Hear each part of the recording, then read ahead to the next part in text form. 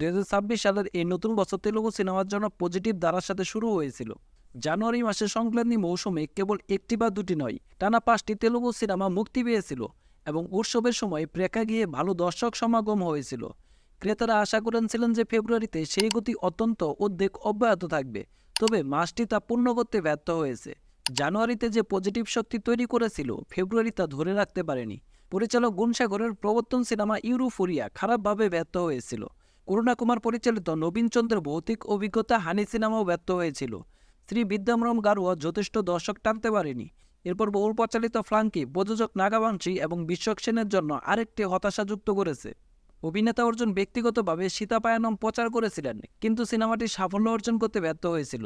ফেব্রুয়ারিতে মুক্তিপ্রাপ্ত সিনেমাগুলির মধ্যে কেবল সন্তোষ শোভনের কাপল ফ্যান্টালি ভালো আলোচনা পেয়েছিল, কিন্তু বক্স অফিসে এটি খুব বেশি কালেকশন করতে পারেনি। সুহাসের হে বলায়ন্ত নির্মাতাদের প্রত্যাশা অনুযায়ী জাদুকরী ব্যবসাও করতে পারেনি। সংক্ষেপে ফেব্রুয়ারিতে কোনো সিনেমা ভালোভাবে হিট হয়নি। এখন আশা করা হচ্ছে তেলুগু ইন্ডাস্ট্রি মার্চ মাসে শ্রীবিষ্ণুর মৃত্যুঞ্জয় দিয়ে জুড়ে শুটে শুরু করবে। অন্যদিকে 2026 সালে বলিউড বক্স অফিসে ভালো সাফল্যের প্রত্যাশা নিয়ে প্রবেশ করেছে, তবে ফেব্রুয়ারির শেষের দিকে হতাশাজনক চিত্র তুলে ধরেছেন। জানুয়ারি মাসটা ইতিবাচকভাবে শুরু হয়েছিল সানি দেওলের বর্ডার 2 দিয়ে।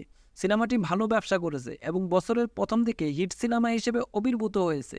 এরপর রানী মুখার্জির মার্দানি 3 মুক্তি পায়। সিনেমাটি এভারেজ পারফরমেন্স অর্জন করলেও দর্শকদের মধ্যে উল্লেখযোগ্য উত্তেজনা তৈরি করতে ব্যর্থ হয়।